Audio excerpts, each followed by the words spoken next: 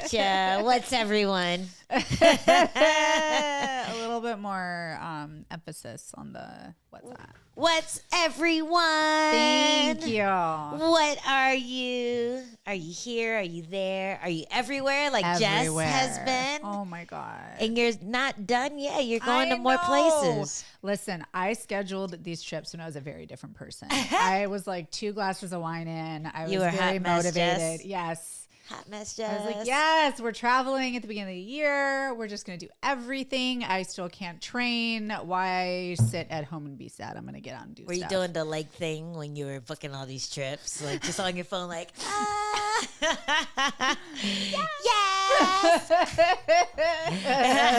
I love New it. year, new me. We're going everywhere. Jet Everywhere. setting. I am so tired. Oh, I can I imagine. am so over it. I miss my bed. I miss my dog. Aw. And then you're going to go do a poker tournament next week, right? This week This week. Dang. on the 8th. Wow. Yeah, 3 days. I leave in 3 fucking days. Aw. Are you good at poker? I hate myself. That's a good answer for are you good at poker? I hate myself. That could be like the way you bluff. Like you're sizing someone up and they're like, hey, you any good? You just go, I hate myself. And they just I may not be are great at dumbfounded. playing poker, but my face is. Yeah. My face was born to play poker. it was. It's was. like resting, winning hand face. You know? I know. Do I have a flush? Do I have trash? You don't know. Never know. And you won't. You'll never know. Poker and Mario Kart. 2 games you were born to play. Solid. I am so good at Mario Kart. You're stupid good. It makes me mad. It makes me mad how good you are at Mario Kart. I think I'm pretty good at Tetris. I feel like I am probably as good at Tetris as you are at Mario Kart. That's impressive. Yeah, I mean, I couldn't beat the game like that kid did. Did you hear about that? Yo, Wow. it's insane. That's like some crazy, never before done. like ever. I don't know how it's never been done before, but this kid just nailed it. So I'm like, sitting here thinking back and like, how we've revisited these video games and we played and are like, oh man, like Donkey Kong is really slow. And, this is actually not that difficult, but our motor skills are so much better than they were when we were children. But I feel like Tetris, like it's still hard as shit. Like It no holds matter up. what. Yeah. Yeah, the earliest games are always the hardest. Like if you ever try to play Pitfall, the original like Atari version, it's stupid hard. You're just falling in pits constantly. Or the first Mario Brothers is really hard too. And then you get to maybe the late 90s and things start easing up. But when we were kids, games are really hard. Was it Castlevania? Oh my God, that's the worst never one. passed like the first level. Yeah. I swear I gave up. They're all made for arcade. Like, Yeah. Coin guzzlers. They're just awful. And Mega Man, I didn't realize how hard that was until I tried to play it as an adult, and I was I used to having watch fun. my brother play that game. He must be he's so autistic. good. He's borderline maybe. He's really good at video games, and he killed it at Mega Man. Nice. And I was just every time I would try, I would just die. And I'm like, you know what? This is a game that I was not meant to play. Yeah, but you're stupid good at Mario Kart to the extent that I thought you might have a disability. That's how good you are at Mario Kart. I was playing, I'm like, what's wrong? When we played with Justin, Oh my Flo, God. Justin Flores. He showed his ass. He showed his ass. Justin Flores used to coach Ronda Rousey. He used to corner for her. Big judo extraordinaire. And he coaches us. And one fight, he cornered me. And we were playing our little Nintendo games. And he got so angry, he like rage threw crit. the remote control. Yeah. Raged out.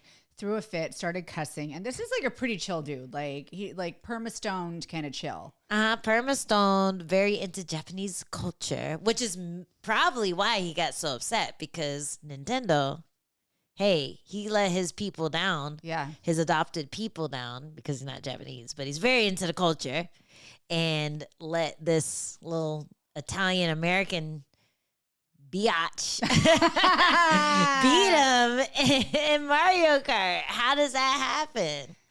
I don't know, honestly. I just get in the zone with Mario Kart. You get in your flow state. I think every fight week of yours, we should have Mario Kart on deck just so you can enter that flow state. And then when you're in the cage, you're just like, bam, Mario Kart. Yeah.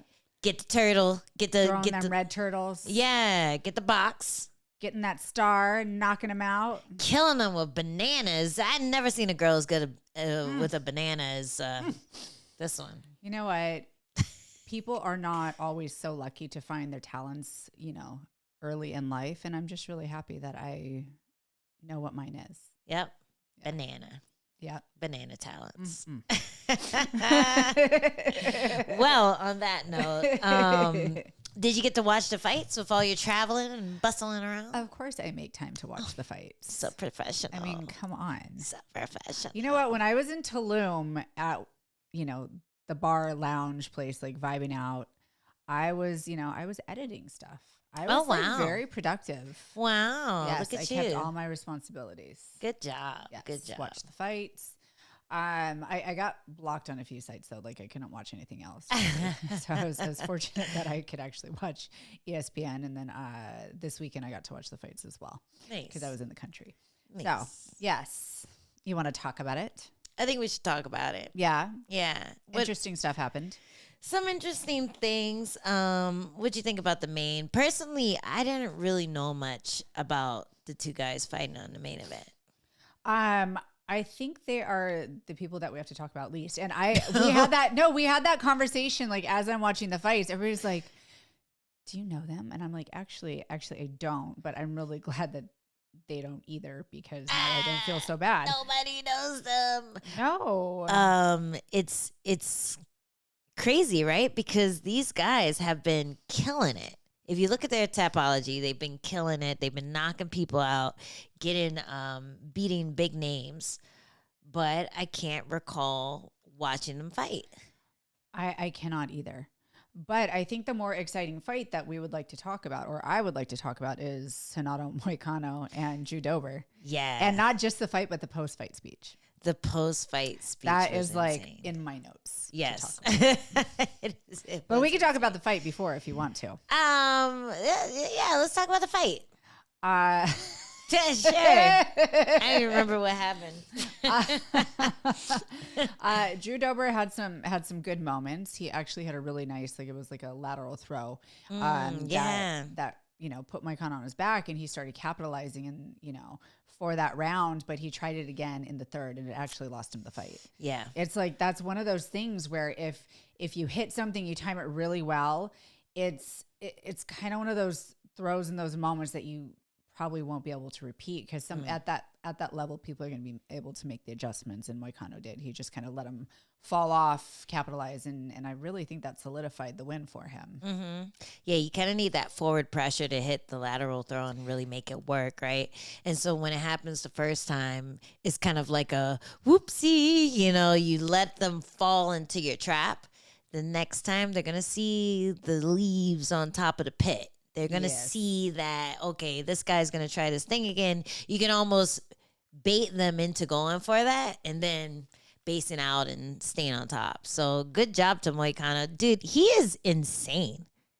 Yes, I think clinically he is. I'm not a doctor, insane. But he might be. I think he might be. His press beforehand was getting a lot of hits just because he was speaking really plainly and just saying how no one is gonna see the fight. They're asking him how he felt about being co-main. He's like, I'm co-main on a Apex card on a fight night. Nobody cares. I mean, it's great, but nobody cares.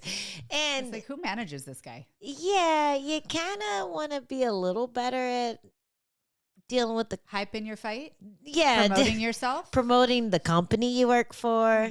Maybe, I mean, I've never known anybody that's that comfortable with their, job stability in the UFC. Everybody is always, trying to promote themselves and make sure that, Yeah. they stay employed. Fighter pay is great. We It's love fighter amazing. pay. we love all of it. We're buying stock. Yes. Because Yes. it's so good. Yes. And he went off in his post-fight speech afterwards. I thought it was the craziest thing because before we had kind of a crazy post-fight speech too with Radke, but we can talk about that later. But his stole the show just because he had that big spot with the co-main. He had that crazy fight with Drew Dober. And then he just goes, hey, I'm going to be American. I'm going to be a police officer. Like, he just had all these things to say. And yeah, it was just really wild. That post-fight speech was 2 minutes and 41 seconds. It felt like, what do you call it when... A train wreck in slow motion. That's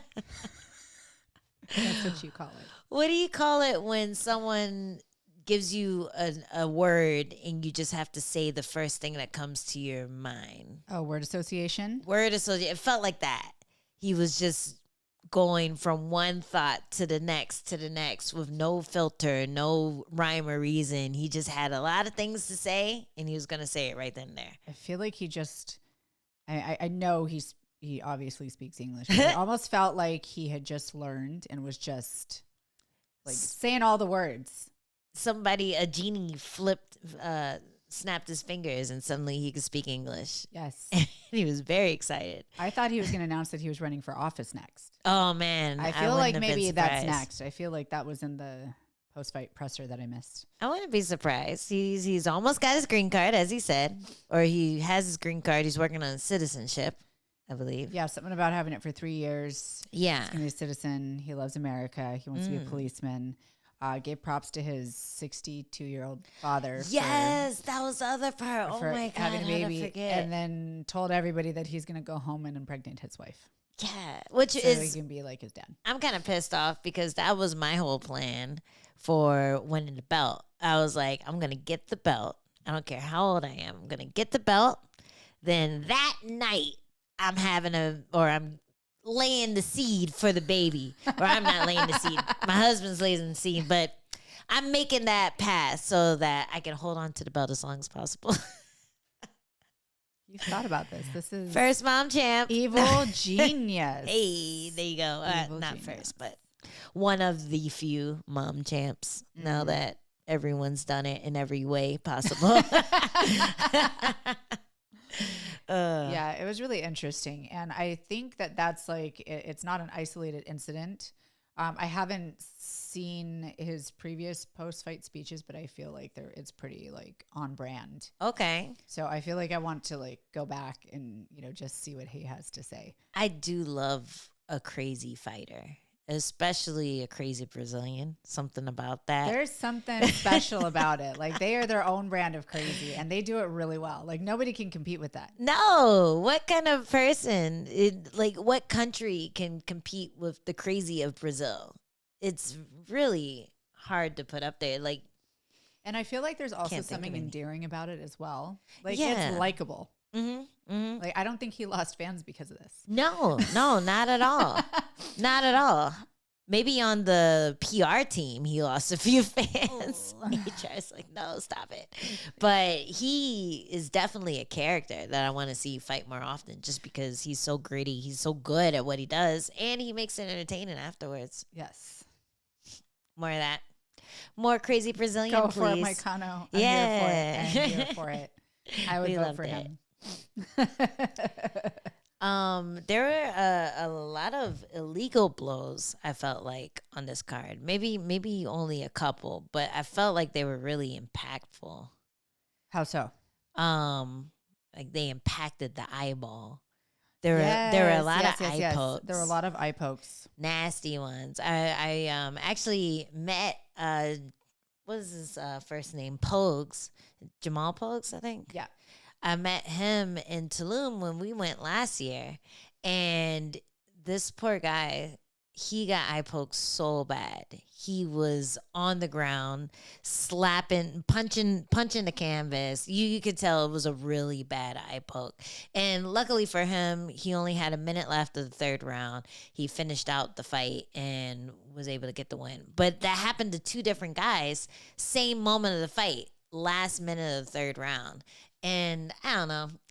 I just like bringing it up. I didn't really have a point of saying it, but it really is crazy how it can change the whole momentum of a fight. It can change your abilities, but it can also help you out too. He was looking a little tired at the end, Jamal Pokes was, and that last bit of time that you get to collect yourself and get your nerve back, it can make or break the fight. So, yeah, I don't know. Eye pokes are still plaguing the sport. You know what's crazy to me though? It's not an issue in bare knuckle boxing. Which is weird. Which is weird to me. I mean, they have a whole lot of other issues, but eye pokes are not one of them. What the other issues? Everything. Oh, the fact that they don't have gloves. The fact that they don't have gloves. And everybody just gets messed up. Like, there are no winners in those fights. No, there aren't. But eye pokes, you're right. I haven't seen an eye poke, maybe because the knuckle getting in there, it feels like an eye poke. Maybe you just don't know the difference. But yeah, I wonder why that is. Maybe there's no reason to open the hand in bare knuckle, and in MMA you have the grips and everything. You have parrying, but you'd think if you parry in bare knuckle, yeah, that's what I'm thinking. You know what? It's probably the threat of the shot too, because sometimes you're parrying someone's face. Redirect. No, that way. Excuse me. But if you're not careful, or a lot of people spar in big gloves a lot, they spar with boxing with takedowns, you don't get used to consciously closing your fingers when the threat of the face comes forward. And a lot of times it's easy to just dig that thing in there. You see it a lot when people are pushing away out of a clinch position. They push away and their thumb or their hand just gets in something that it wasn't supposed to. Mm-hmm. And they never seem intentional. It's been a long time since I've seen an eye poke that looked intentional. I feel like John Jones is the closest thing, where he's like filling out the distance with his hands, with his fingers forward, and now we have that rule where it has to be up or closed fist, and that's it. But it's always on the break. I feel like that's when you usually see a really nasty eye poke, is when they're clenched up, they're fighting, they're scrambling, somebody posts off, and then the post goes right into the bowling ball hole. Sure. It could just be the muscle memory from constantly being in boxing gloves, constantly having to have a closed fist, because it is more, boxing centric. Mm-hmm. So that definitely could be it. It's just. And if you don't have a super tight closed fist and bare knuckle, you're probably going to break your hands. Yeah, so that helps too. Definitely. The fear of breaking it. That would do it. I mean, you're going to break it anyways because you break everything in bare knuckle. But, safety first. Did you watch any bare knuckle? I went to the bare knuckle boxing fight. You were there? I was there. The one that just happened? Yes. Oh. Yeah. Oh, it was in California. It was in Florida. Oh. It's going to be in California in February. I'm so at the end of this month. That's okay. Where the fuck were you? Everywhere, Angela. That is why I am tired. Why did you tell me? I thought we were going to talk about it here. We're talking about it right now. I had no idea you were there. Yeah. How was it? At the Hard Rock. It was great. Oh, I liked the picture. Yeah, me next to the big guitar.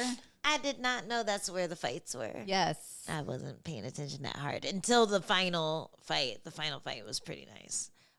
Trout. Yes.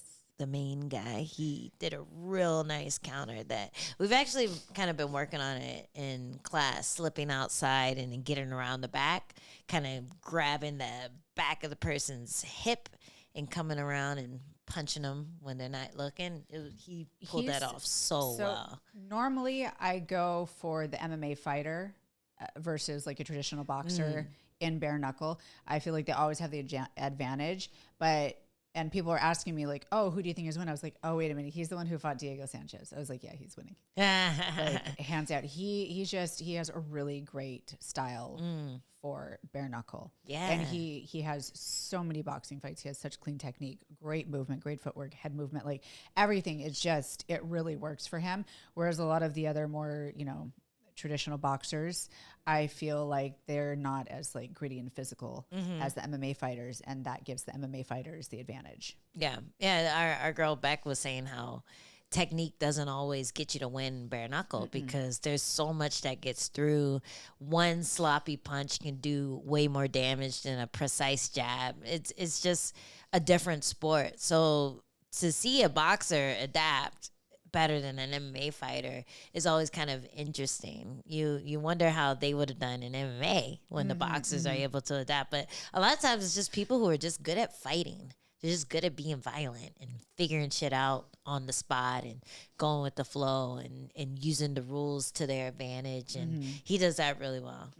Yeah, that was a cool fight. Yeah, it was fun to watch. Yeah. Yeah, that was probably like the highlight of the whole fight card, to be honest. Okay, cool. Yeah. Back to MMA. Back to MMA though. Back to Apex 85. Did you see our girl? I Molly? did, looking all slim. Did you see her get a submission? I don't know if it's just me, but I was more impressed with her abs. I mean, Them we've never abs seen were them before. Popping. Yeah. They were Past popping. the weight, like the rehydration. They were still I there. was like, you. Oh. Mine lasts for like an hour, and Well, then they're gone. Well, that's because you got all that junk in the trunk. Somehow I'm working on it. it makes a difference. There was no junk in Molly's trunk. It was all she was in her. a lean piece of meat. Yes, she was a lean cuisine, Yes, she was. not a meatball anymore. Yeah. She was 99% lean beef. Yes. I can't Grass-fed. think of anything else. Oh, grass fed. Hey! Yes, that's all she was eating fight week. Grass. She looked good. She looked really good. Granted, of course, everyone's gonna talk badly about the matchup. It was a girl who doesn't really have that many impressive wins in the UFC, and she fought her already at 125. Yeah. So of course people are gonna talk shit, but it's her first fight at 115. I think it's, if anything, fair to let a fighter grow, especially if you have this market that they can reach that you want to like really push or whatever. Back in my younger days, I used to hate on people like that because I had never felt that media push that other people get. But I do think that it brings its own demons, and we've seen Molly deal with that. We've seen her deal with the pressures of performing and the expectations of the fans and of the company. And when all that gets to you, it can lead you to have like not so good performances or just make the losses hurt way more than if you felt no one was paying attention. So I felt like this one seemed very big for her mentally. Like she was very calm in the weigh-ins. She was very calm in the face-offs, calm on the walkout, and then unleashed the beast within when she needed to.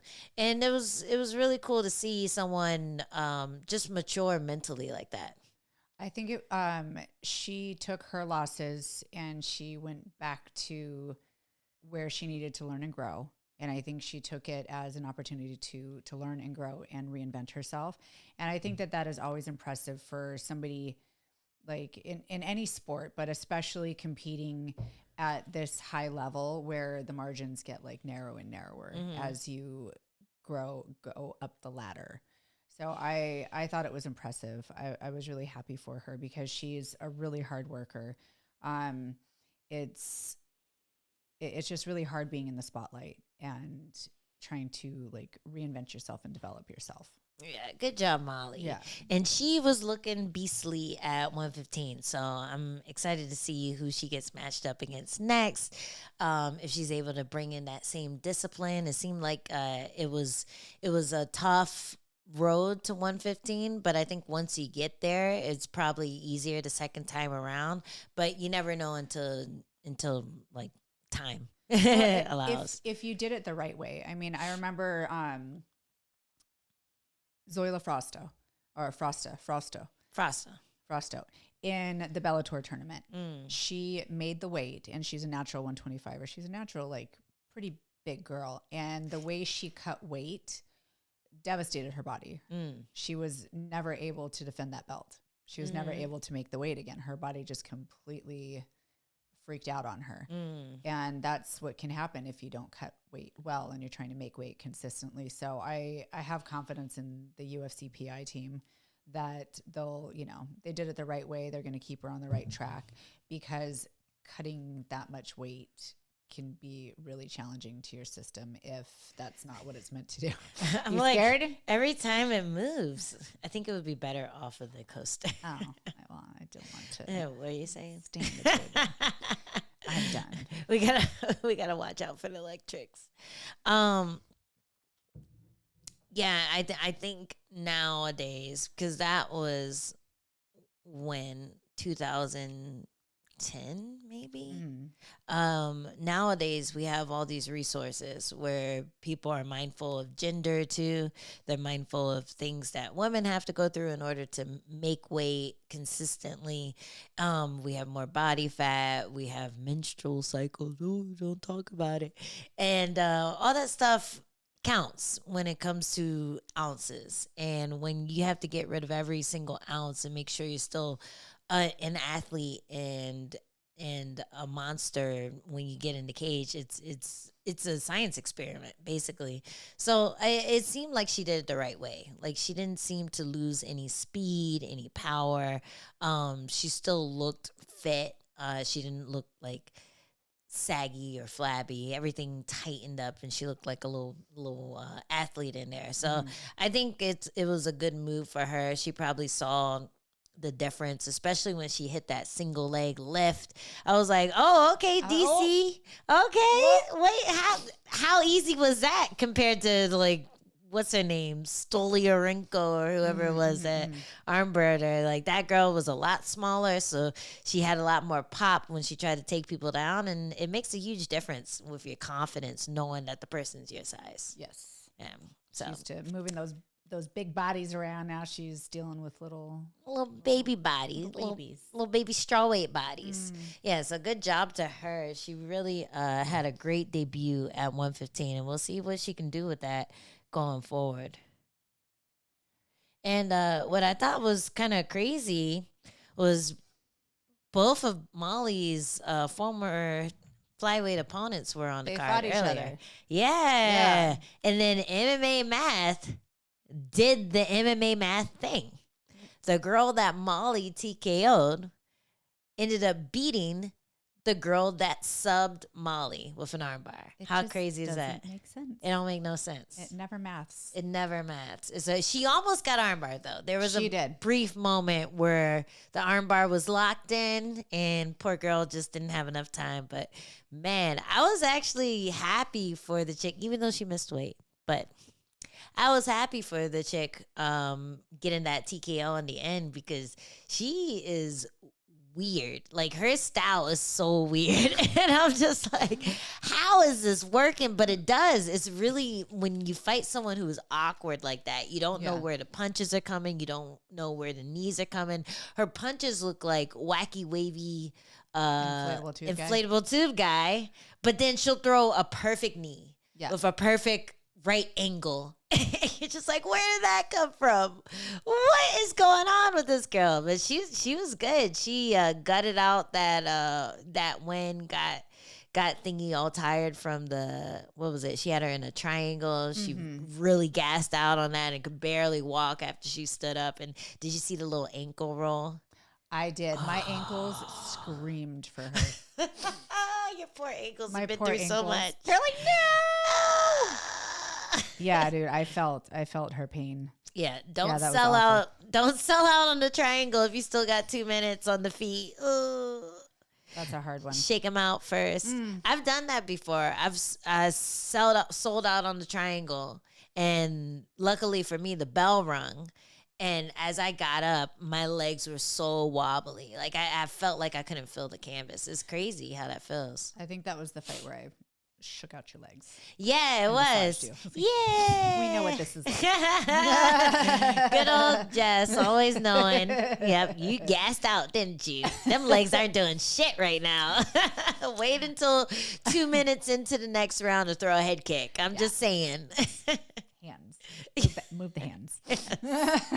Stay in place. Just you're in a phone booth for at least a minute. It's okay. You'll be fine. Oh man, yeah, I thought that was crazy. Oh, and did you see our friend from way back, Jung Young Lee, fought? I knew he looked familiar. He I did watch trained it. with us for like a hot second. He came in for maybe a month or 2 months or something like that. And I even have a TikTok with him back when I was just figuring out how to use it. But I was like, oh shit, it's that guy, the guy who did the punch video with me. So I'm like, oh, it's so crazy because being at Alliance, we ran into so many random people when they were just starting out. And a lot of times you forget who they are. You didn't follow them on Instagram or whatever. Mm-hmm. And then you see the face and you're like, man, that kid looks familiar. So familiar. And you forget they were in between your legs at one point. Training for me, Angela, at least. This isn't OnlyFans. No. Giving people the wrong idea. I'm talking about training. Grappling. Are you? I mean, maybe. I definitely am because I'm married. But now that Adam's doing jiu-jitsu, we might have to add a few moves, if you know what I mean. Practice some sweeps and different positions. Yeah, in the bedroom. Well, you know, he's really getting stronger in the hips now. He's getting his hip dexterity up. So I'm excited about that. If that'll transfer into other things. I think it might. Maybe. Work on his Oopa sweep. Oh.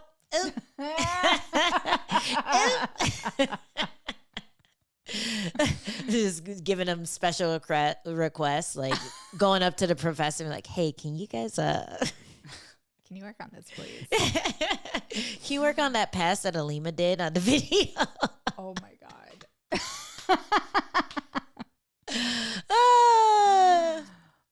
I'm like, I gotta teach Adam that one. What's the name of that one? The double unders. Just double under pass. The vag dive. Oh. I mean, you can call it whatever you want to. Yeah. Eddie Bravo always renames his moves. Vag dive, is that what he calls it? I don't know. I mean, I don't think so. But I feel like he would call it the cockpit. I think that would be the name of the move. Oh, Eddie Bravo's whole thing. Land in the airplane. Yeah. Here we go. Yeah. Coming in.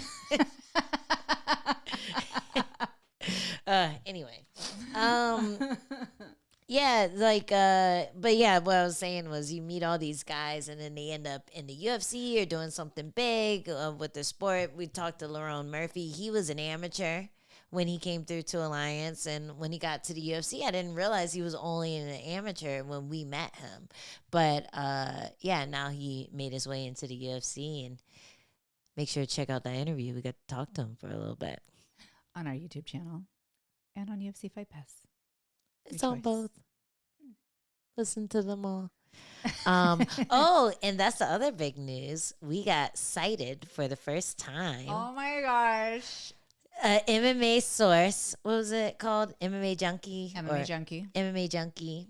They watched our interview with Tatiana Suarez and said, that is so good. I'm going to put it in an article on our website. And they cited us. No biggie. I mean, I'm just waiting for our press pass because I mean, it's coming. We need to be in there asking the tough questions that all these media guys are too scared to ask because they don't want to be made fun of. But honestly, we're just a lot more approachable. I mean, yeah, you don't want to tell us to do push-ups. You know we can. You know we can. Just answer the question. Thank you. Thank you. No, I've seen what you look like after a hard day of sparring. Be nice. Be nice. I've seen you cry in the locker room. Chill out. Take it down a notch. Just answer my question. Yeah, bud. Yeah. No, we've all been there. I've been there too. It's cool. And I think that's space. yeah. Safe space. I think that's why it is easier for ex-fighters to do the media stuff because they can kind of already sense the sensitive issues. You don't have to ask. You just kind of know what would trigger you in an interview, especially when you're getting ready for a fight, when you're getting ready for something that's kind of a big deal to you. The last thing you want to hear is people just bringing up all your insecurities. And I feel like fighters are very sensitive of that. Absolutely. Anytime I've talked to a fighter, they've been very like conscious of that. Even ones that I thought were gonna rip me apart, like talking to DC in an interview, or like the fighter meeting thing where they are like, "Hey, Angela, what are you gonna do?" Yeah, very few have been insensitive. I think. No, there's like a I think there's one there. that we both know. Who's that, Angela? That most people can guess. Why don't you guess in the comments who I'm talking about? But only one that can try to get under people's skin. But He's really good at it. it's part of his process. Or her. We know it's a him. But you already know. Everyone else has been very, very sympathetic of the struggle of being a fighter. Polite, sensitive. Yes. As you would hope them to be. You can still get the information you need. You just go about it in a way that you would want someone to go about it for you. Exactly. It's called empathy. It's an important tool in everyday life, especially during a weight cut. Oh, yes. And during fight week. Oh, yes. Yes. Yes. Yes, yes. Everyone has to be empathetic. And then after the fight, you're like, get your shit and get out of here. Yeah, they're actually pretty abrupt. You know? Yeah. Yeah, they're like, all right, you're done. Bye. I'm It's- like, I don't even, can I take a water? No. No, get in out. the car. Go in Get the car. out. Get back to your hotel. Take this half-drunk Prime Energy with you. That's all you get. Make sure it labels out when you're leaving. Remember the good old days when they used to let us like sit and watch the fights in like a buffet, catered, like green room kind of setting? That was so like the good old days. The good old days. What You could go happened? and hang out with the crowd if Who you screwed wanted that to. up for us? I don't know. It had to be. Well, I think COVID screwed it up first because I'm pretty sure my last buffet was 2019. Yeah. I think COVID is the culprit. And then after that, it's like every job, they just got used to things working that way. Hey, it's a lot easier to just keep the fighters back in the hotel after they fight. Just get them out of here, get them back in that hotel, and then we don't have to worry about them anymore. No lawsuits if the fight breaks out backstage in the buffet area. Don't have to worry about them actually eating. I have never heard of that happening. I don't think it's ever happened. Before a fight, maybe there's like a little scuffle, but afterwards, everybody's just like exhausted. Yeah. Let me get you a plate, buddy. Yeah. Just Yeah. go through it. I've always been my most chummy with my opponents after a fight in the break room. Sure. Not And me. then as soon as it's over, I'm like, fucking bitch. Fucking hate that bitch. You get those endorphins right after big thing. And, you know, you're just grateful for everything. You're like, oh, it's good to be alive. Hey, let's follow each other. Yeah. And then it sets in, and you're like, fucking bitch. Like, shit, shouldn't have followed her. Yeah. Now I have to like her stupid pictures. Oh, now I have to like her pictures of me getting punched in the face. You didn't win. Why are you posting that? Oh well.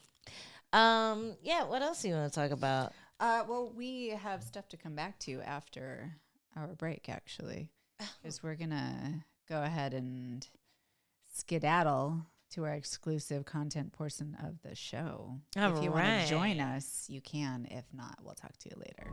Deuces.